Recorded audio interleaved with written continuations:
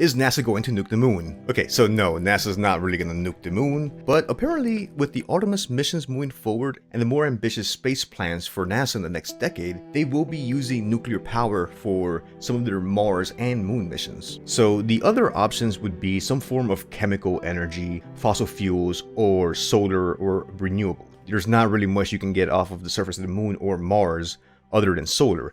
The problem then becomes efficiency. How many solar panels do you need to be able to power a moon base or an expedition to Mars? Or a base on the surface of Mars? Mars being further away and getting less solar radiation per unit of area. So one very cost efficient, and by cost efficient I mean in terms of mass, because the main cost of space exploration is lifting mass into orbit. One good solution is nuclear energy because it's very size efficient, it's very mass efficient. A comparatively small setup can generate far more per unit of mass or per kilogram that you have to move into orbit. NASA's Space Nuclear Systems got the order to examine what options are feasible for the next 20 years on lifting nuclear energy systems into orbit for the purposes of heat, energy generation, and propulsion. The report says that nuclear energy systems are enabling for space mission critical capabilities where conventional forms of energy productions are impractical or impossible due to mass constraints, mission durations,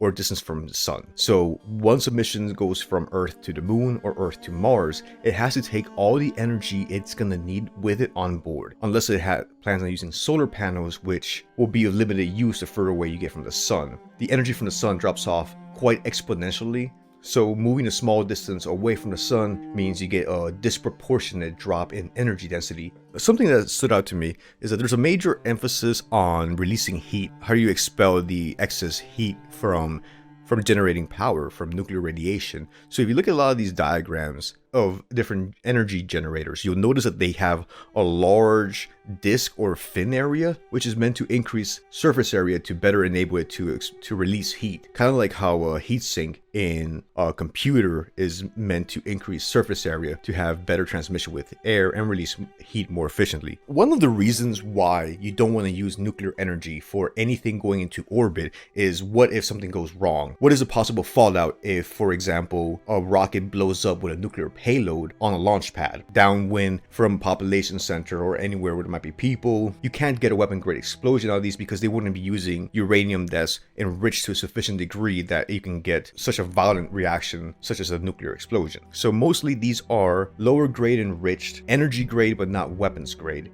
So in conclusion, higher power, higher energy density, and higher efficiency solutions to power and propulsion are enabling for NASA's future mission goals and the nation's ability to compete with growing international concerns for global space access, exploration, and sustained human presence. Space nuclear power and the propulsion offers a revolution in the design of satellites and deep space vehicles that can operate in harsh environments with increased mission flexibility. Space nuclear systems are enabling for Lunar and Mars human exploration missions and a key capability needed to establish a sustained human presence in space. So in short, the future of space exploration requires the energy density of nuclear power and all the benefits that comes with having a smaller energy generator. So judging from this, it sounds like there's a fair chance that the first moon base will be nuclear powered, possibly the Lunar Gateway Station as well as going to be in orbit around the moon. And finally, NASA seems to be arriving at the conclusion that any prolonged human presence in space and deep space exploration missions are going to necessitate nuclear energy. Thank you very much for watching. I hope you enjoyed the video. Like and subscribe if you like this type of content. Likes, comments, and shares are all very helpful. Thank you very much, and you have a good day.